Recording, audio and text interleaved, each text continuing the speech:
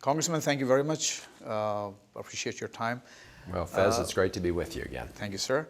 Can we technically call you a Pakistani-American congressman since you were born in Pakistan? I'm certainly an honorary member of the Pakistani American caucus and pleased to be part of that. But you're right, I was born in Karachi and I visited Pakistan on several occasions as a member of Congress, and I'm very committed to trying to make sure we have strong ties between the people of the United States and the people of Pakistan. And of course, the Pakistani American community here has been a great contributor to American entrepreneurialism, American culture, as well as many other areas in politics. Any fond memories of Pakistan? You know, I know you were you were there for a very short period of time, but anything that you would like to share with us? Well, I was very young at the time, so I actually remember it more through stories that were told to me and photographs that I've seen. Now, my father and mother moved to Murree at the time that the new capital was being built in Islamabad, because the capital, of course, had been in Karachi, right. And so we were up very high in Murree, and I've seen photographs of myself on this swing set where the snow came up to the top of the swing set. So I have some very, very early memories, probably more memories that I think I have from viewing the photographs, because I was very young at the time. Okay, so those are very monumental and challenging times for Pakistan. You know, your dad was there as a diplomat, and your mother was also, I think, at the same time working with the embassy. Well, at that time, my mother was there with my father as a spouse, a diplomat spouse, but she was very involved also in South Asia. And when my father retired from the Foreign Service, she went to work at the State Department, where she was overseeing a lot of the analysis with respect to what was happening in Pakistan, Afghanistan, India, and South Asia. Congressman, you've been here in Congress for almost 10 years. That's right, since 2002 right. election. Yeah. And your rise has been meteoric, to say the least. Now you're one of the highest ranking Democratic member of Congress. Well, I've had the benefit of having lots of opportunities here. I served in a political capacity in charge of what we call the Democratic Congressional Campaign Committee, and I was very honored that my colleagues elected me to be the ranking member, the senior right. member of the Democrat on the Budget Committee, which has been at the center of a lot of the major debates we've had here in the United States. And actually a new post was created for you, especially for you, by Speaker Nancy Pelosi, assistant yes. to the Speaker. Yes. That made you attend all the important meetings, and that's how you became part of this super committee. Am I right? Well, we're mixing up a little bit two different periods. Okay. So when the Democrats were in the majority and Nancy Pelosi was the Speaker right. of the House, I became assistant to the Speaker. And that gave rise to your, your participation in the, that set the ground for... That, as a result of that, I became part of what's known as the Democratic leadership, right. a group of leaders, Democratic leaders in the Congress. Unfortunately, from my perspective and the perspective of Democrats, we lost the majority in the House of Representatives in the 2010 midterm elections. We hope to gain it back. We need to win 25 seats. But when we lost the majority is when I ran for the senior Democratic position on the Budget Committee.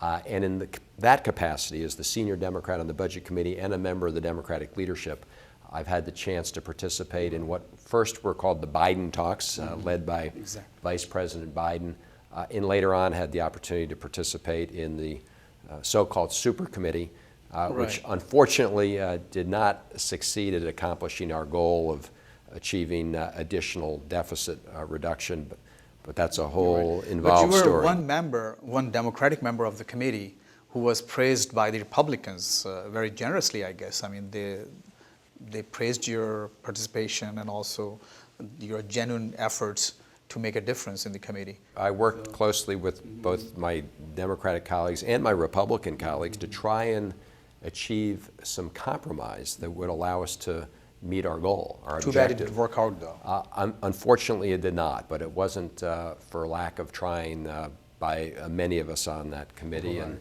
I did have the opportunity to exchange views and ideas with our Republican colleagues. And I think some of the work that we did on that committee may lay the foundation for a future path forward. Right. We'll see. I hope that some good will come out of it in the long run. You declined a Senate seat in Maryland. I mean, you had a chance. I mean, the state had an open seat, and you went for a leadership position in the House. Any regrets?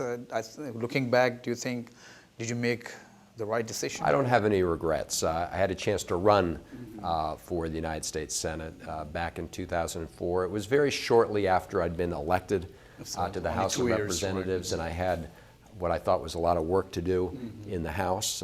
And I have no regrets because I've had really great opportunities in the House to participate in the national debates on the key issues. As you indicated, I had the privilege of participating in the House Democratic leadership when we were in the majority, where we passed some very important pieces of legislation, the Affordable Care Act, the Health Care Reform Act, the Wall Street Reform Act, the Recovery Act, which is now, I think, demonstrating, we're demonstrating that the economy is improving, in part due to the actions that we took.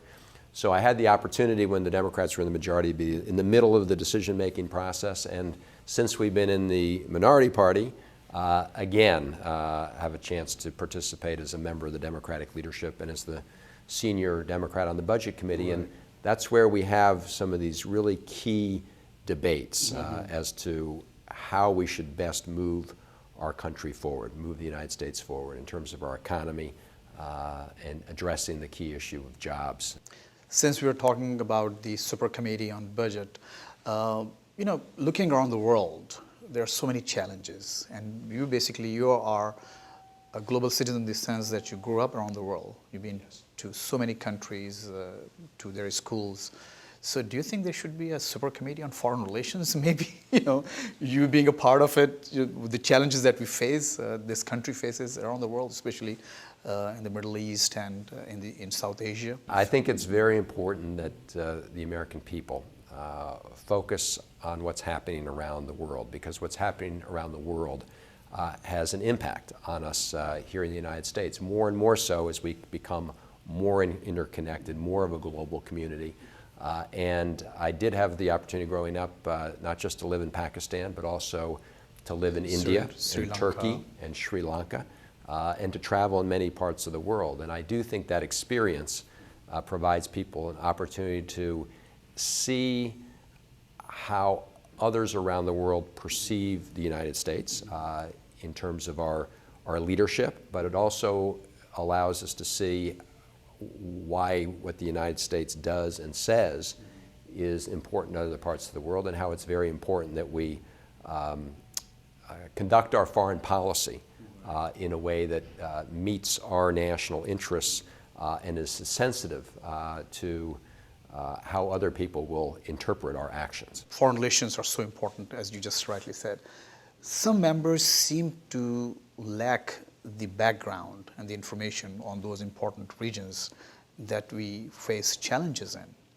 Do you think, Right. A little bit more kind of, some, I wouldn't say education, but some kind of a mechanism or system for these members to acquaint themselves more on those issues before they go out and pass resolutions? And there have been resolutions in the past, which have been making rounds around the world.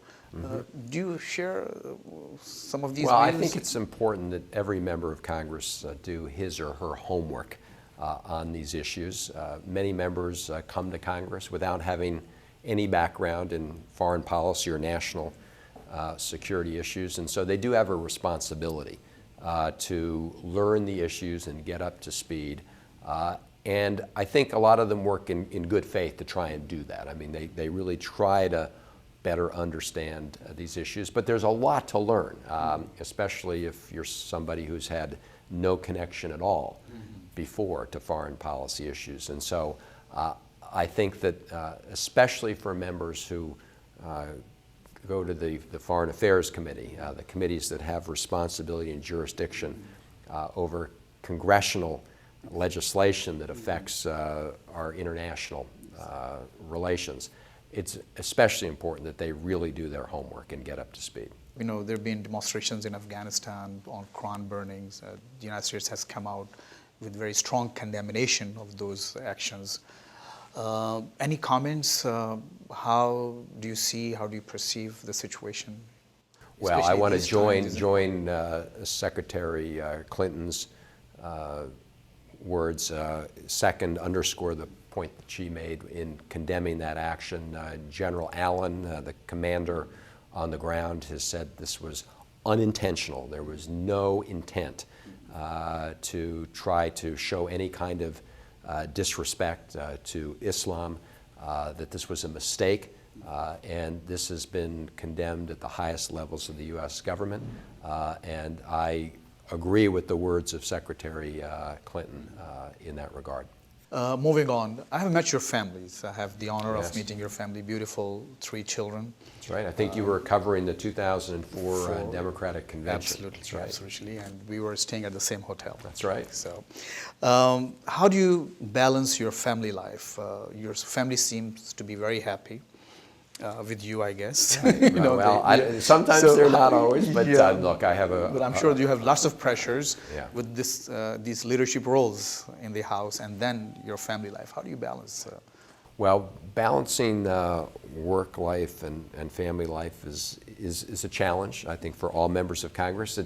It's not that different than what other American families work with throughout this country in terms of balancing work and family.